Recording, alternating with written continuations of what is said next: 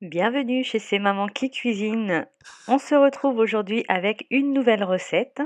Avec cette recette, je participe à un défi cuisine dont le thème est Chacun son pain. C'est moi qui ai choisi le thème ce mois-ci et je vous mettrai en barre d'infos le lien vers toutes les autres participantes. Je vous partage donc ma recette de poacha qui est un pain brioché turc, vraiment très moelleux que vous pouvez fourrer ou pas, farcir ou pas. Vous pouvez également lui donner la forme que vous souhaitez. Vous pouvez en faire des buns, vous pouvez en faire des pizzas également. C'est une pâte qui est très très agréable à manipuler. Donc ici aujourd'hui, j'ai fait une forme de barquette et je les ai farcies au fromage type feta, un fromage turc vraiment délicieux et du persil. C'est très très facile à préparer. Je vous mets ici la liste des ingrédients ainsi qu'en barre d'infos et on passe tout de suite à la préparation. Pour commencer, dans le bol de votre robot, vous allez verser le lait, le sucre et la levure boulangère et vous allez mélanger environ 2 minutes. Vous allez ensuite ajouter l'œuf, le sel et l'huile d'un seul coup et vous mélangez à nouveau. Ensuite, vous allez ajouter petit à petit la farine pendant que vous mélangez et vous continuez de mélanger le tout jusqu'à ce que vous obteniez une pâte lisse et non collante.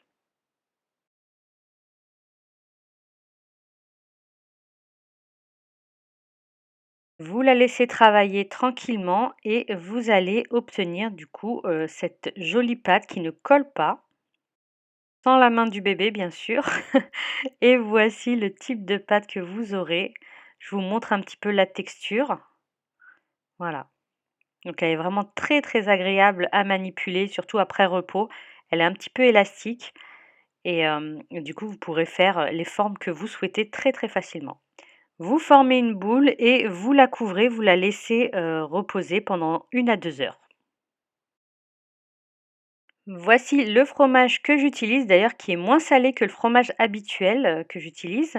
Et la petite astuce, parce qu'il est très salé après cuisson, c'est de le laisser tremper environ toute la matinée dans de l'eau froide. Vous pouvez changer 1 à 2 fois l'eau et vous aurez un fromage beaucoup moins salé.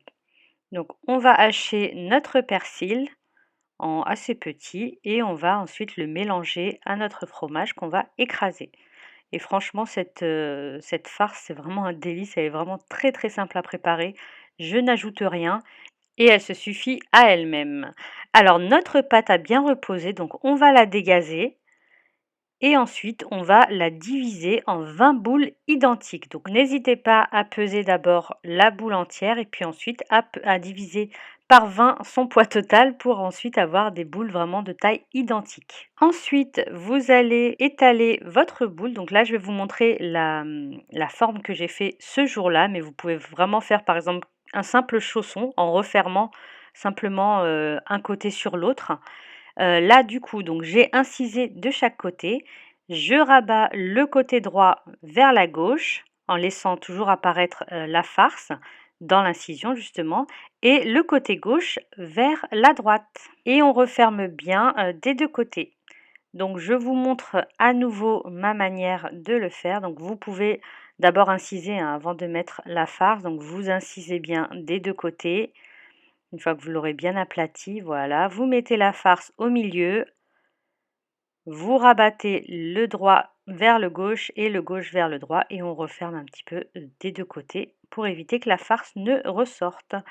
Ensuite, vous allez badigeonner chaque poacha de jaune d'œuf. Vous badigeonnez généreusement pour avoir une belle couleur après cuisson. Et vous pouvez y mettre les graines de votre choix. Donc ici, j'ai mis des graines de nigel. J'aime beaucoup le contraste des couleurs et j'aime beaucoup le goût. Vous pouvez mettre des graines de nigel, de sésame ou ne rien mettre du tout et simplement du jaune d'œuf. Ensuite, vous les déposez au four qu'on a préchauffé à 200 degrés et la cuisson dure entre 15 et 20 minutes selon la forme et la taille que vous leur donnez. Vous les sortez du four une fois qu'ils ont une belle couleur dorée. Ce que je fais avec la plupart de mes pains, c'est que je les mets directement sous un torchon pour vraiment garder le moelleux, pour éviter que le pain ne sèche. Et tant qu'ils sont bien chauds, au fait, l'humidité qu'ils ont, qui vont dégager, au fait, va permettre au pain de rester vraiment bien bien moelleux. Donc n'hésitez pas, dès la sortie du four, à les mettre dans un petit torchon. Et voilà, nos petits pains sont prêts, bien moelleux, super faciles à préparer.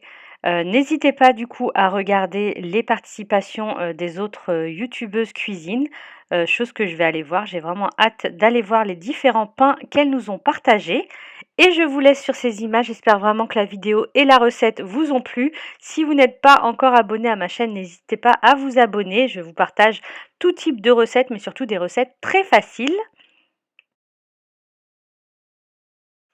Et je vous dis au revoir, à très bientôt pour de nouvelles recettes.